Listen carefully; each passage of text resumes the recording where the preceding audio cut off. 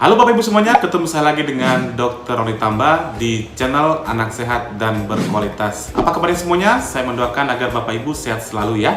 Kali ini kita akan membahas satu materi, yaitu kira-kira sebagai sumber zat besi antara hewani dan nabati itu lebih efektif mana? Jadi bagi Bapak Ibu yang mungkin saja baru pertama kali menyimak materi kami, jangan lupa please subscribe-nya, like, dan boleh di-share kepada teman-teman yang lain. Dan bagi Anda yang sudah rajin dan setia menyimak materi kami, mudah-mudahan ilmu yang saya berikan dapat benar-benar dipraktekkan ke putra-putri kita. Kita mulai pembahasannya. Jadi zat besi itu sangat diperlukan manusia, khususnya anak kecil. Tujuannya itu saya rangkum 3. Yang pertama adalah zat besi itu bisa mencegah anak dari anemia, khususnya anemia karena kekurangan zat besi. Yang kedua adalah untuk meningkatkan sistem kekebalan tubuh anak sehingga anak itu tidak gampang sakit, terutama dari infeksi. Yang berikutnya adalah meningkatkan perkembangan otak anak, yaitu kecerdasan, karena struktur daripada otak itu juga terdiri atau dibangun oleh zat besi ini.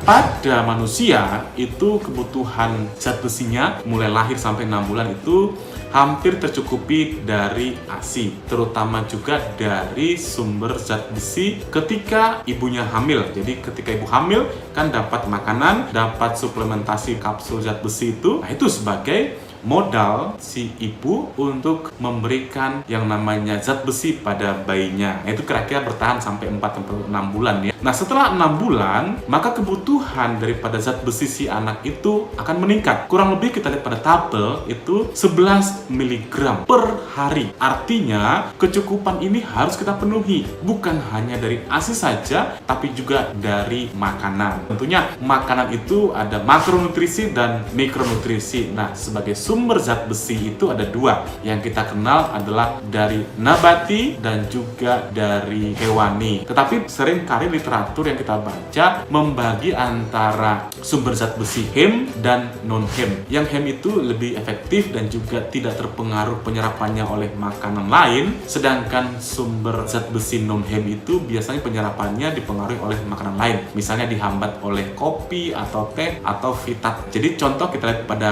gambar berikut. Sumber zat besi hem itu lebih banyak pada hewani, hati sapi atau hati ayam, daging sapi atau daging merah yang lainnya, daging unggas, ikan tuna, ikan cod, udang, tiram, dan juga kuning telur. Sedangkan sumber zat besi non-hem itu lebih pada nabati, yaitu sayuran-sayuran hijau misalnya. Yang paling kita kenal adalah sayur bayam, ya, brokoli, sawi hijau, asparagus, kacang-kacangan, biji-bijian seperti almond, atau buah yang dikeringkan seperti apel, aprikot, dan juga prune. Nah, bagaimana dari segi penyerapannya?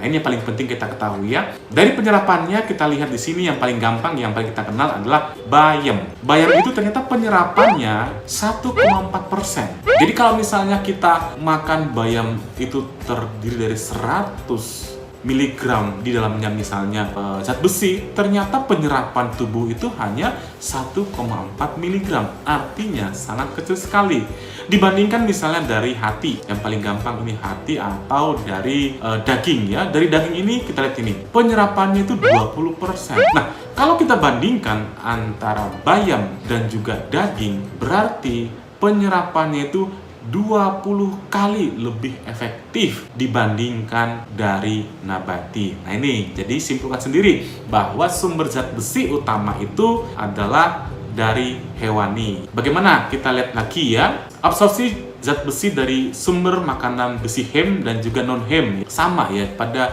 yang non-hem itu memang banyak kandungan zat besinya, tapi yang diabsorpsi ratanya kecil sekali dibandingkan dengan yang besi hem ya. Sumber makanan besi hem itu walaupun kecil tapi penyerapannya sangat efektif. Jadi kesimpulannya sumber zat besi itu ada 2, ada besi hem dan non-hem ya.